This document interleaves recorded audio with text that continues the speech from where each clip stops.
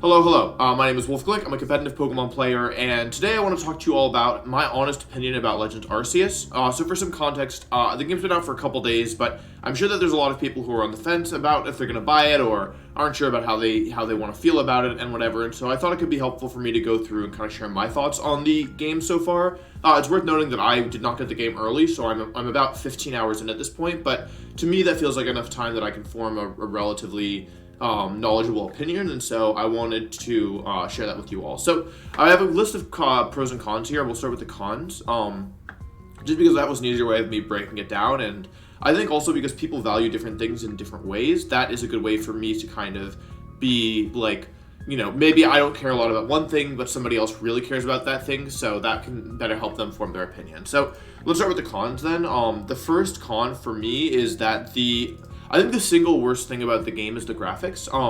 That being said, I do want to preface this by saying I care very little about graphics personally. For me, a game is the gameplay, and it can look like garbage, and I can still really love it if the game is fun. And so for me, I care very little about graphics. However, in being on the internet, I've learned that graphics are something that is very important to some people. And so I do want to tell you that the graphics can be a little bit... I don't think they're atrocious personally, but again, I don't care too much about graphics myself, and so... maybe other people care more about, maybe to some people who really care about graphics that they're atrocious, but to me, they never really feel, I never really noticed them being especially bad, but I do, there have been a couple times, like I ran into a Gyarados in the sky, and it was like a little bit, laggy. I don't know, it didn't feel like it was totally working properly, and I'm sure there's like some loading of textures that happens sometimes that's bad, but for me personally, I don't really care about graphics, but if you're somebody who like can't enjoy a game if it doesn't look perfect all the time, then that might be something you want to consider. Another con is that it is a little bit slow in the beginning. Now, this is just something that comes with a lot of games, I think. I don't think it's an inherent flaw, but I did find the first, 30 minutes to an hour a bit slower than maybe it needed to be. Of course, there's a lot of exposition there. You're setting up you're teaching the player how to do things. You're, explaining a lot of dialogue, or explaining a lot of, how the other characters work in the game, and so, and world building and stuff. So it's not, a huge con, It was less of an issue in my first playthrough. I think it would be more of an issue while replaying because you can't really skip it. But yeah, it's only about the first between 30 minutes and an hour, I guess, depending on how fast you go. Now, to be honest, this is an honest review, so I should probably be honest. I couldn't really think of that many other cons. And so now let's talk about the pros. The first one, and this is kind of simple, is that the new style of game is really fun. It's a very different take on the kind of, Pokemon games typically are pretty formulaic, and although this isn't like a traditional, 8-gym Elite Four game, it's very different, and the new style is really fun. There's a lot of, I guess I'll talk more about the details of what makes it fun later, but the first thing I would say is that, this is a little loud, isn't it? Hang on, let's fix that. Apologies. Okay, let's continue. Yeah, we'll talk a little more about that with some of the other pros, but yeah. So the first thing I'll say is that it's a lot of fun. The second pro that I have here is that the game is actually challenging. Now, of course, if you are really, really, really trying super hard, maybe it's not going to be it's not going to be impossible, right? But I've blacked out a couple times, and I think what's interesting about the game is that it feels like the challenges that, it's very challenging, and you can end up in fights that are very difficult to win / feel like you have no chance of winning. However, those fights are kind of marked for you. You can know before you enter them. You're not just getting jumped by something random. It's oh, this Pokemon looks like it's going to be a way higher level than me, and then it is, and you're like, well, that was maybe stupid of me. And when you actually beat these kind of mini boss fights, it can be really satisfying. And there's also times where even among Pokemon that are closer to your level, it can be there. I don't want to spoil really too much, but there are other ways in which the fights can be challenging, but you always have warning of them, or at least for me so far, I've always had warning of them, and so it's challenging but fair. And even the fights that aren't boss fights, sometimes can be challenging, and keeping your Pokemon healthy and all that. It's difficult, and it's fun to play a game that's difficult. You can't really, for me personally, if a game is too easy, it's not fun, it's boring, right? So I've been challenged by this, and I think that's really, for me, that means a lot. Third pro, okay, I think that every game has themes, right? There are different themes that different games value, and because Pokemon's been around for so long, we know that one of the themes that Pokemon values a lot is that theme of discovery and exploration, and I think they really nailed it here. There is a lot to discover, and they kind of just say, you have your main mission, but if you want to go do what like anything else, you can, and you can like explore the map. Like again, I'm going to talk about. I found a place with Magikarp and Gyarados, and I was streaming, and everyone on the stream was like, "Hey, I've been playing this game. How did you get Gyarados?" And I posted on YouTube. I posted on TikTok. I posted on Twitter, and everyone was like, "How did you get a Gyarados?" And like I was just exploring. Like I didn't know that was a rare Pokemon. I didn't know that it was hard to get that Pokemon, and so that's what I mean. Like I'm sure there's like so many things that like if you don't like really like explore the map, you're just totally gonna miss out on. And it's really cool because it feels like you're rewarded with like rare Pokemon or like cool like little Easter eggs or things that you couldn't get otherwise if you really do lean into the exploration. And I feel like I'm only just scratching the surface in terms of what's there. Like I feel like it almost reminds me of Pokemon Snap in this sense where like you kind of have to be paying a lot of attention and be really careful. Except instead of being a track on rails, you literally can run all over this gigantic map. Okay. Number 4. Make sure the audio's not too loud. Looks okay. The fourth thing is that, so this game has some new Pokemon. As you probably guess, I'm trying to give this review without spoilers, and so I don't want to talk about them specifically, but the interesting thing to me is that the new Pokemon feel very appropriately paced. So what do I mean by that? When you're playing a game like Sword and Shield for the first time, Sun and Moon, whenever a new kind of mainline generation game comes out, you're looking at probably like 60, 80 Pokemon that are new. And so you're always kind of being like, oh my god, what's that Pokemon? What's it going to evolve into? Like, et cetera, et cetera. And so with this game, you don't have 80 new Pokemon, right? And so what's interesting to me, though, is that because of the fact that, like, there's so much that you can, like, find and explore, like, even with the old Pokemon, that it keeps kind of, like I said, the feeling of exploration and discovery is really good. And so despite having less Pokemon, like, they still feel like a big deal because you pretty much, for me at least, I've been progressing through the story once I, like, kind of am done with my little exploration in an area. And so with that in mind, the new Pokemon feel like they keep things fresh after you kind of, exhausted the other things you wanted to do. And so I actually think that it works really well. And they also give them enough, like, attention that it feels, they feel special. And so, like, playing through this game, I don't feel like even though it's not true, of course, I don't personally feel when I'm playing it that I'm running into new Pokemon less than when I was playing Sword and Shield for the first time, where most Pokemon were new, you know? And I think that's also to do with the fact that in a traditional Pokemon game, you go to a new route, and then there are, like, 3 or 4 or 5 or 6 Pokemon that you can find in the grass in that route, right? And after a certain point, you've, like, pretty much seen all of them, right? And so even though there's a ton of new Pokemon, you're kind of limited by the route. And once you kind of have discovered all the Pokemon on the route, then you don't really care anymore. Whereas with this game, because the map is so big, you can kind of just run everywhere, and, like, you're always discovering new stuff. And it's not like, oh, there's only 3 Pokemon here. It's like, maybe there's 50, and maybe there's more that I just haven't found, you know? And so, yeah, I think it's interesting. Number 5 for the pros. The side missions are actually fun. Now, this is kind of a big deal. This is very, like, kind of mystery dungeon-esque to me, where, like, because I enjoyed the missions in that game as well. You have kind of your main quest, and then you have side missions. And normally side missions, like, kind of just suck in most games, like, you know, like Assassin's Creed trailing mission, whatever. But in this game, they're actually fun, and some of the rewards are really interesting. Like, I did one where, I thought it was going to be, like, something stupid, like, you know, oh, just go out here and do this thing, like, no big deal. I'm trying not to spoil anything, so I apologize for being vague. And then at the end, I got to keep a new Pokemon that I didn't even realize was in the game. And it was just from doing a side mission. And if I hadn't done that because it didn't look interesting, I thought it was going to be boring and the reward was really worth it, like, you know, I would have totally missed that. And so, it's stuff like that where, like, and also a lot of them are, like, more plot driven. Like, there's a side mission where you have to go, like, investigate a shiny Pokemon, and then you can catch that. And so I think that's cool. And so, yeah, the side missions are actually fun, and the rewards actually, like, at least for me, they've been giving me some cool Pokemon, and so that's really interesting. Number 6. Okay, sixth pro we have here. Is this too loud? I think it's too loud. That should actually be good.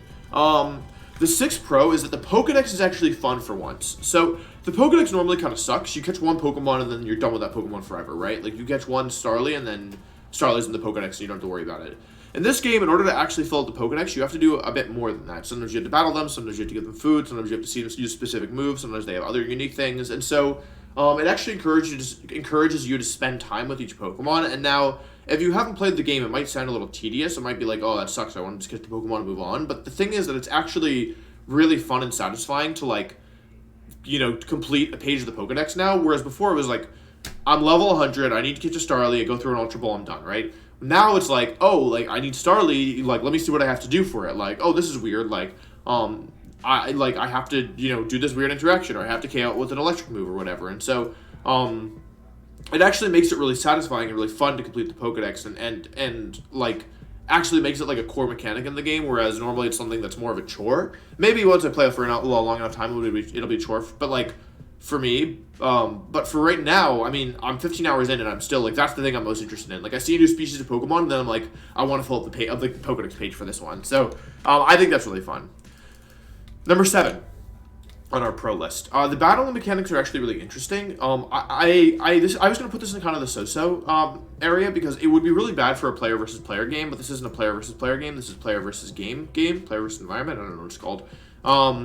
And it's interesting. Like, basically the main mechanic is agile and strong moves, but there's more to the style, like to the game than just, or to the battles than just that. The whole stat system has changed. A lot of the moves have changed, both in terms of their effects and also in terms of their base power, maybe their accuracy as well. New moves are introduced. Pokemon can attack twice in a row. Pokemon can skip their turn. Like, it's overall really interesting, and I'm hesitant to say too much about it because I don't have a fully, like, I have been really struggling to find, like, good quantitative information on it, and so I don't have a super deep grasp of how it works, like, in a numerical sense, like,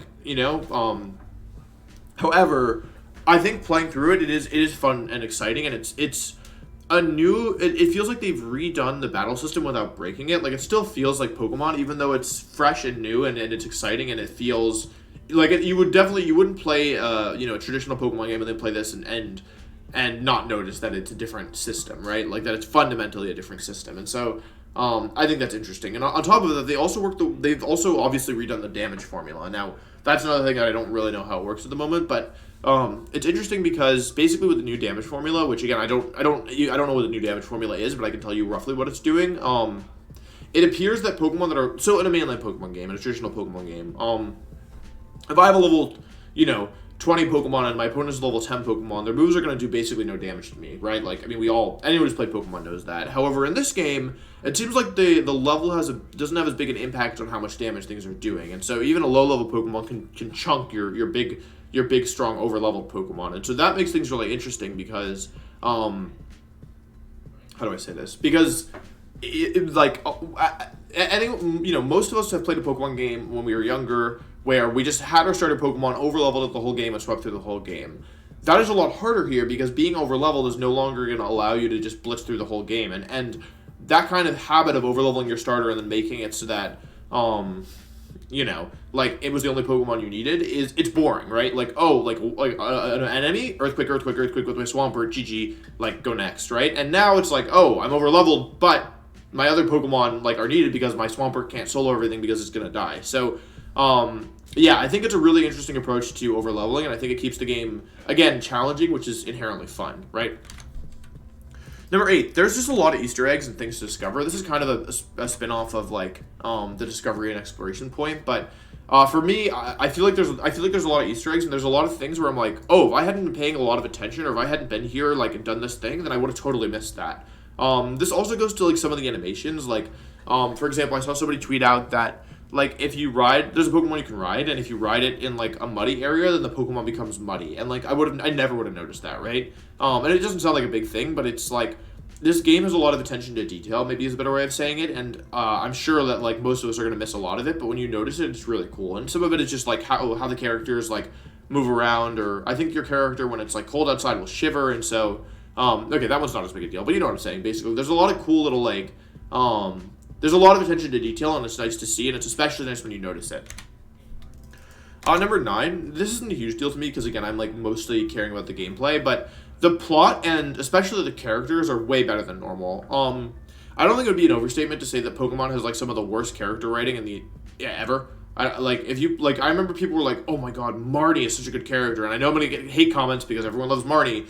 Marnie might be a good character for a Pokemon game, for, like, an actual any piece of media, awful, right? And I don't think anyone who's... I know people will argue with me because they love Marnie, but you know, in a general sense, the characters in Pokemon have no personality, they have no motivation, like Hop is one of the better characters, and his story is like boring, right? It's like, oh, I can't win. Darn it. And in this game, I'm not saying you're that far away from that because it's still a Pokemon game, okay? But at least the writing feels a little bit more intuitive. It doesn't feel as like awkward and like choppy. And the characters feel more like real people, and they're a bit funnier than usual as well. And that's nice. Personally, it's still a Pokemon game. It's still not winning any awards for its characters or its writing. But with that being said, this is better than normal. So I think that's worth noting because we're never gonna. There's still no voice acting, we're never going to have, like, some aside from Mystery Dungeon, the writing is probably never going to get where we want it to get, but at least the characters feel a little bit more real to me, and I think that actually makes the story a lot more enjoyable. And last but not least, there's probably more things I could say about the game, but I'm stopping here because this is all I wrote down, and I think that you probably get a sense for how I feel about the game at this point. For number 10, the game feels fresh, and it doesn't feel formulaic, and that's a big deal for a Pokemon game. Obviously, this isn't like a main series game, so it's not supposed to be, the traditional 8 gyms into Elite Four, but it's still very fun to play a game where you don't know what's coming next, right? Or where you don't even have a conception of like I don't know I've played for 15 hours, I have no idea how much is left in the game. Do I have 5 hours? Do I have 30 hours? I have no idea, right? Because it's not something I've experienced before, and I haven't played this style of game because there hasn't been this style of game with regards to Pokemon before, and so yeah, so I think it's very interesting in that regard because, it's not formulaic, and so it feels like a really fresh experience, and to me that's very enjoyable. So, yeah. Long story short, those are my list of pros and cons. I'm sure I missed some stuff on both ends, but those are kind of the things that I came up with quickly. After playing for again I think enough time to form a solid opinion on it. Overall, this is the most fun I've had with the game, any game period, for a long time. Especially any single player game like TFT, I could argue, but that's not really the same style of game, but. Yeah, it's really, really, really fun, and it's a game where I personally feel like I can get totally lost in, and I'm not even bothered that I'm not doing the main quest, the main missions, because I'm having so much fun just like running around and doing whatever I want. And to me, that's quite a feat for a game, because I typically am very task focused on like I'm going to beat this, I'm going to beat the game, I'm going to ignore the side missions, but for this game, I'm just running around and getting my butt kicked by high-level Pokemon that I can't beat, and and just trying to see what I can discover, and it's so fun to just like. When you're really like determined to just like to explore and you discover something like that's kind of like a secret or a little Easter egg, it feels really good. And so, yeah. So I think that's pretty much what I wanted to say about the game. I think it's really fun. I'm really loving it. I think it's the best Pokemon game in a decade, if not longer. I said on Twitter, but I think it's the best. The Pokemon games that I think could maybe rival this are Mystery Dungeon 2. And like maybe Black and White 2, which are really good games, but even that I'm not sure if they hold up, like, to be honest. I'll have to form a more concrete opinion after I've beaten Legends Arceus, but that's all I wanted to say. I hope you enjoyed this. Let me know what your thoughts are in the comments down below, and yeah, I'll see you tomorrow for another video. Bye-bye.